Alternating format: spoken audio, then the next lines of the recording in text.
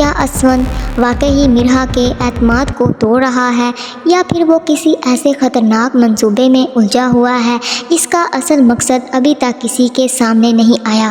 اے دل آزما نہیں کی کہانی اب ایک ایسے موڑ پر پہنچتی دکھائی دے رہی ہے جہاں پر ہر چہرے کے پیچھے ایک راز چھپا ہوا ہے۔ ایک طرف مرحا کے دل میں شک بڑھتا جا رہا ہے اور دوسری طرف اسود کے رویے سب کو الجھا رہے ہیں۔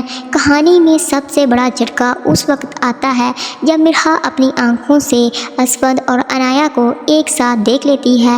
یہ منظر اس کے لیے کسی صدمے سے کم نہیں ہوتا اور وہ فوراً اسود پر بے وفائی کا الزام لگا دیتی ہے، لیکن حیرت کی بات یہ ہے کہ اسود اسے روکنے یا صفائی دینے کے بجائے خاموشی اختیار کر لیتا ہے اور یہی خاموشی سب سے بڑا سوال بن جاتی ہے۔ دوسری طرف مرحا کے سامنے بھی آہستہ آہستہ ایسی حقیقتیں آنے لگتی ہیں جو اس کی سوچ کو بدل سکتی ہیں۔ ممکن ہے اسے اندازہ ہو جائے کہ عنایا شروع سے ہی اس کی زندگی میں زہر گھولنے کی کوشش کر رہی تھی اور اب وہ جذبات کے بجائے سچائی کے پیچھے چلنے کا فیصلہ کرے۔ اسی دوران ایک اور پرانا راز بھی دوبارہ سر اٹھاتا دکھائی دے رہا ہے۔ گل کی موت کا معاملہ ایک بار پھر کہانی کے مرکز میں آ سکتا ہے۔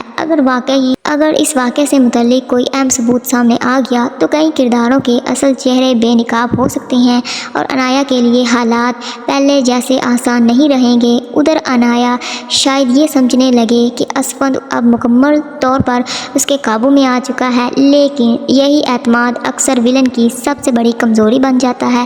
اس لیے پاسبل ہے کہ جس وقت وہ اپنی جیت کا جشن منا رہی ہو اسی وقت اس کے اپنے ہی منصوبے اس کے خلاف پلٹ جائیں۔ اب اصل سوال یہی ہے، کیا اسود واقعی ہی مرحا سے دھوکہ کر رہا ہے یا وہ صرف عنایا کو بے نقاب کرنے کے لیے ایک خطرناک کھیل کھیل رہا ہے؟ اور اگر مرحا کو سچ وقت پر معلوم ہو گیا تو وہ کیا اسود کو معاف کر پائے گی یا ہمیشہ کے لیے اس سے دور ہو جائے گی؟ آپ کے خیال میں آنے والی ایپیسوڈ میں کیا ہونے والا ہے؟ کیا عنایا کا اصل چہرہ سب کے سامنے آ جائے گا یا وہ ایک بار پھر سب کو دھوکہ دینے میں کامیاب ہو جائے گی؟ اپنی رائے کمنٹ سیکشن میں ضرور شیئر کیجیے گا۔